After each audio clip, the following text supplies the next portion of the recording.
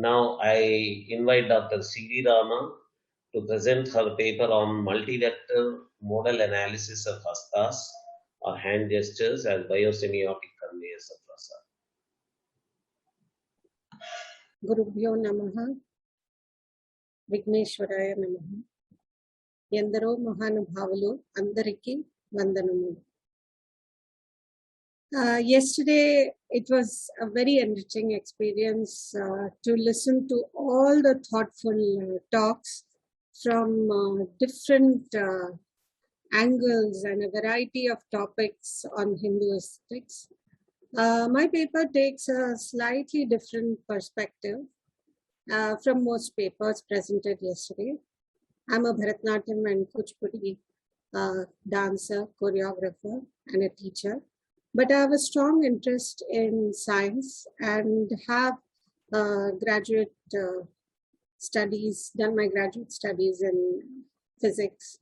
And hence my mind tends to think about the deep connections between Indian dance, and that has led me to explore a variety of topics, say, how is dance related to technology, to physics, to literature, to translation, what is the diaspora experience, and other topics. So I thank this conference for giving me an opportunity to connect a central theory of Indian dance theory and practice, the use of Hasta or hand gesture in creating rasa or to a theory in linguistics. So that's exactly, and my when you read, and this is part of my larger studies in understanding Hastas in Asian culture. To that extent, I have in my own capacity explored Hastas, and I've learned Cambodian dance for a year and tried to explore Hastas there. I'll come to that at the end of my lecture. But just that the title Multivector Modal Analysis of Hastas or hand gestures as biosemiotic conveyors of rasa may seem very this thing, but this is actually taken from a linguistic paper. That's why it sounds that way. So let me just try to deconstruct that. So I'll make it what I would have liked to say. I mean, this is exactly what I want. So deconstructing the title and not taking it too seriously with the technical terms. I just Hastas as biological symbols or signs. So that is biosemiotic. And vectors, as we understand in simple geometric terms, are an understanding of the unlimited possibilities of these Hastas in time and in space. So that's exactly what this paper will explore. And this is just a preliminary explanation. So when one thinks of it, why would I connect? The first question is, should I even connect Hasta with Rasa? Yes, it's part of the Angika Abhinava. But the first, foundational shloka, which all, at least this is like the textbook for Bharatanatyam dancers all over. And for other dancers also, yato hasto tato drishti, tato manaha, yato manas tato bhavo, yato bhavo tato rasaha. So Nandikeshvara has already indicated that yato hastas tato drishti.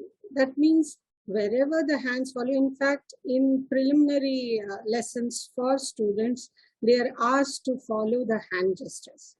So, okay, there is now a direct shloka which connects the Hasta with Rasa. But why did Nandikeshvara choose to do this? Why did he want to connect Hasta, and why not the entire body? And we see that in Indian dance, Hasta is called a gestural language often. That it is not just a mere addition or an ornamentation to the movement, but it is considered as a language and is given so much importance in training. And it's not that follow the Hasta just means go on looking at the Hasta, but interact with your hand gesture or Hasta in creating a certain rasa. So why did this happen? So the answer again lies in our Shastras only. I don't have to look elsewhere. The previous shlokas gives us an indication of what? So asye dalambayed gitam hastenartha pradarshayet chakshurбham darshayet bhavam padabhyam talamachare. So in this, Hasta is connected directly to meaning or artha. So this is the reason why Hasta was given so much importance, and that is why it became an essential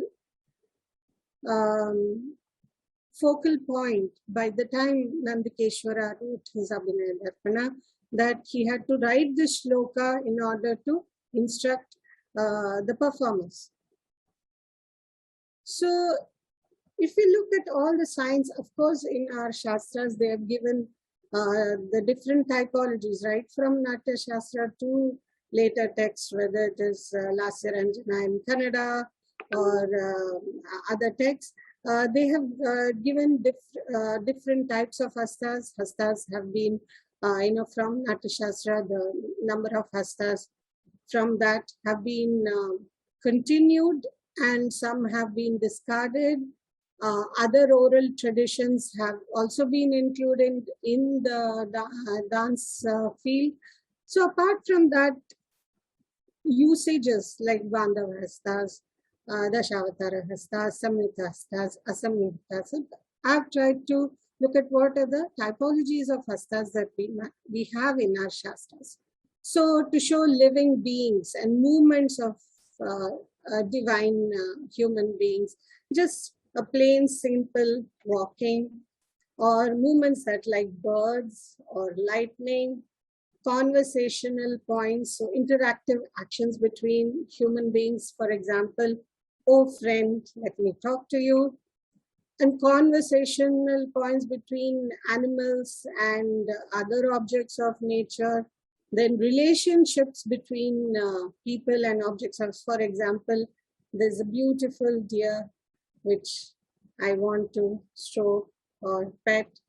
Then highlighting the different expressions, so just smita, just smiling, philosophical and religious concepts, abstract ideas and notions, either so just to show the, viraha of the naika, that's this thing shown through this. Then inanimate objects and their movement, putting the crown on the head, then enhancing the bhavas or rasas. So for example, if you want to show Ravana and want to establish, so just in one of the texts it said, take the pataka hasta, and so that gives you the feeling or adds to the object of. So again, going further, these are the, so there is deep thought in our Shastras on, and they've actually taken it, if you see around the world, no other dance style has this level of complexity in usage of Hastas. So it's really very, very, very special to our Indian Hindu system of, aesthetics and conveying of bhava, creation of rasa. So apart from that, if we look at other sources, of course the dance texts don't mention this as far as I know, but I may be proved wrong. Always we find that we say something and then there'll be an opposite this thing. So I, as an academic and with all humility, I have not seen this thing in dance texts, but in yogic and other Ayurvedic texts and all, you find that. And actually a scholar brought this to my notice when I was researching Hastas, that the thumb, and the fingers, different fingers are indicating of the pancha bhootas. This is very long ago when I was, in my preliminary studies, just learning dance. But later on, I felt that why couldn't this be applied to, would have these sages who created this, would they have just come up with these random, gestures? They would have given it a lot of thought and there would have been meaning. And perhaps that is not known to us now, but we can guess from, studying this. For example, I'll just give one example because I don't want my talk to go over time. So say Mushti Hasta. And if you look at the Mushti Hasta, all the fingers are in control. So this control is the control of the pancha bhootas. And this is used, interestingly, to convey the Vira Rasa. So our oral traditions and our Shastric traditions have somehow managed to change these five fingers into conveying such deep philosophical and almost naturally, making it very organic and for use of a modern word, and very natural that if you express this on stage or when your guru teaches you this in your class, you don't even think. After some time, it becomes, when you say Veera, you hold the fist like this. And if the audience also is able to understand, and then this Trishula, again, to show Shanta or create the Rasakshetra of Sthiratva.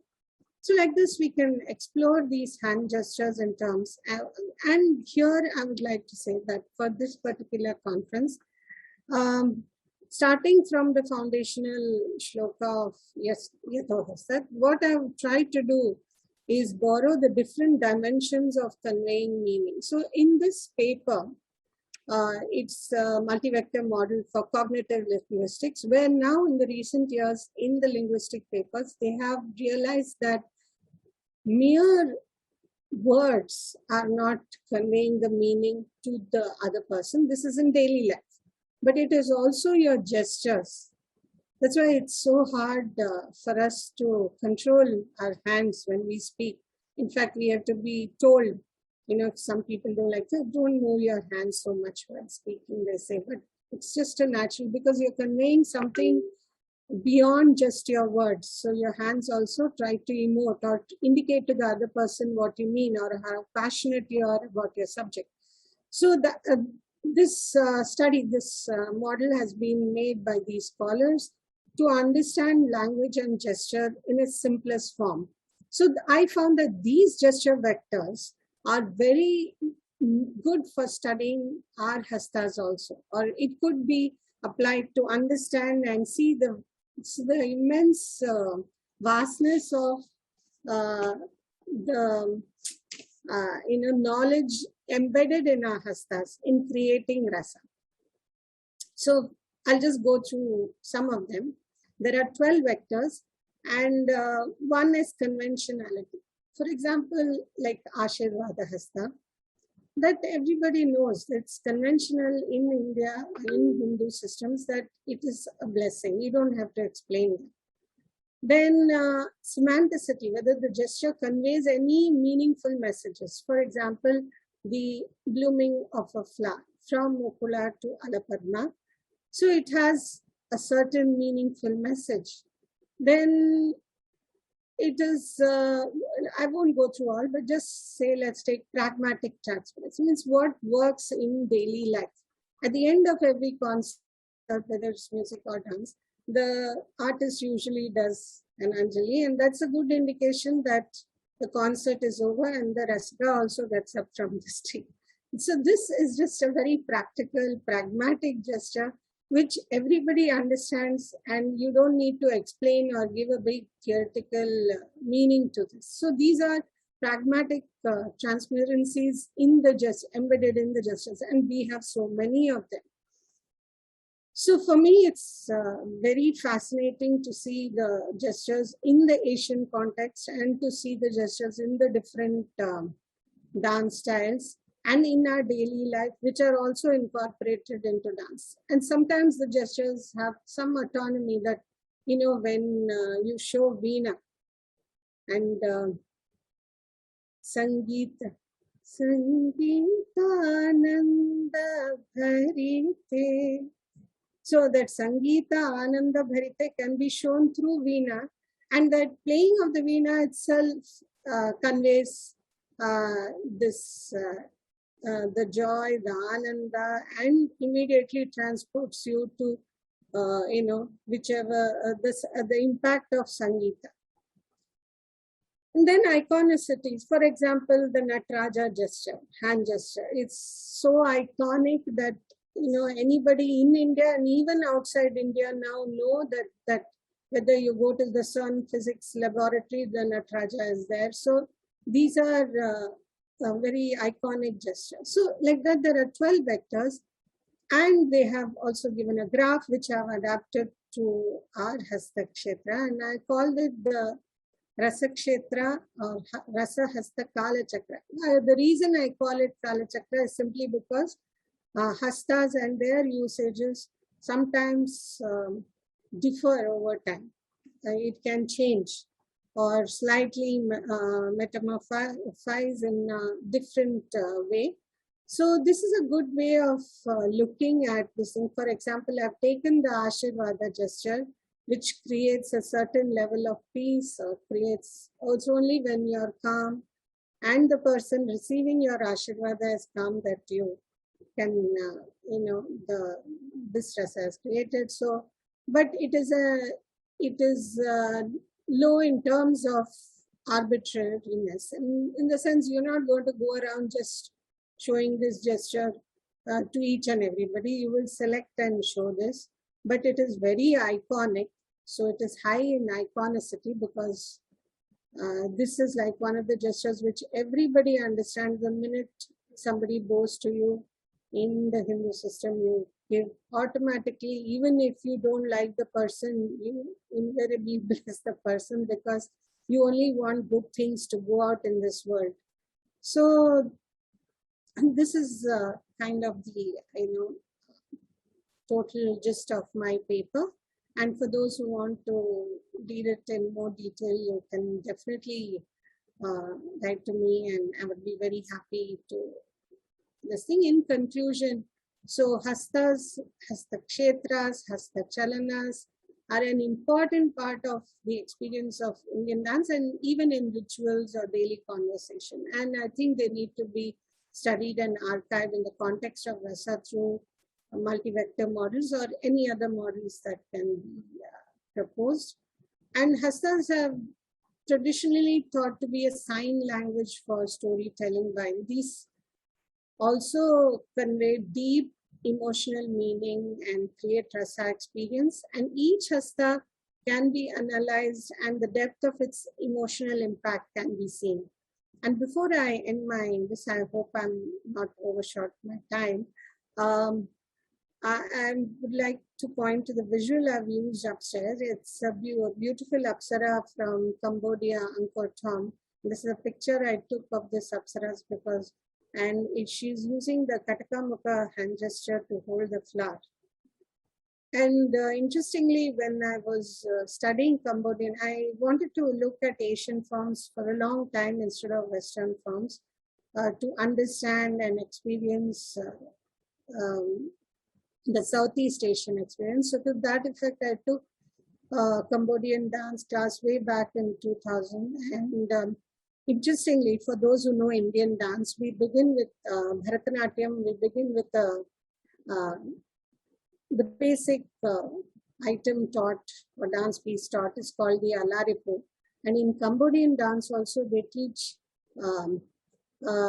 dance of flowers. So it's interesting to see the something which we call almost like the flowering of a lotus, and these people also. But when I asked my teacher what is the meaning or significance of, they use the what we call Hamsasya in the opening. And when I asked my teacher what is the meaning of this, he said, "I'm sorry, we are unable to tell what the meaning is." So that very really saddened me that this was a traditional teacher, but they have completely forgotten. They're just imitating and miming the gesture, but they have forgotten the deeper meaning of these gestures. And for a second, I was afraid that we should also not lose. So far, with our Guru Shishya Parampara traditions, we have kept this. With our Shastric traditions, we have kept this. But for future and all, we should study this more deeply. And I think Hastas have a lot of study and deep relevance still left in them. And this will also help create new Hastas, that we didn't stop at a certain time and certain textual period where, like this is it, this is all Hastas can be used for, but go deeper into, the impact of it. In fact, Dr. Vinay Sahasrabuddhe ji had asked me to work on Hastas and developing science for the deaf children in India. And we are working on that project for some time now. And so the use of Indian hand gestures for the, developing new science for the hearing impaired. So these kind of impacts and usefulness is very important, I think, to focus. And I thank you all for listening to me patiently on my journey so far. Thank you so much. Thank you very much, Siri Ramaji. Excellent coverage of our Hastas from the semiotics point of view. The one very characteristic salient aspect of our Hastas is the difference between Lokadharmi and Natyadharmi. Yes. So what we do when we derive Natyadharmi from Lokadharmi is idealization and stylization. So Yes. those idealized aspects and the stylized aspects probably have something archetypal and universal in it, and that is what makes this communication so universally applicable. We conducted a workshop on the modeling, computational modeling from different shastras. So you will be invited, madam, again for that workshop where Thank you. actually what's happening is there is a lot of work happening in the area of reading the gestures through computational programming to understand what the other person is conveying. Yes. From the Lokadharmi. Actually, the task, the challenge there is you are handling Lokadharmi there. But the idealization that has happened and the principles like Yato Hastas Tato Drushtihi, they actually only Kuchipudi is following this principle strictly, not the other Indian classical dance forms. Yato Hastas Tato Drushtihi is not very strictly followed by the other aspects. But why that happens, all that if we can bring it into a modeling level, Yes. computational level, that will be a great contribution. Like the next paper by Professor Vinod Vidvans is showing how Sangeeta's rule making or exact rule making that has happened in Naradiya Shiksha, Bharatas Natya Shastra, Sangeeta Ratnakara is helpful for computation. A more exact analysis of gestures also, geometrical, mathematical analysis, the way it can be read by a computer will be very much helpful for such a modeling. So your paper is laying a very good foundation for that purpose. Thank you very much, ma'am.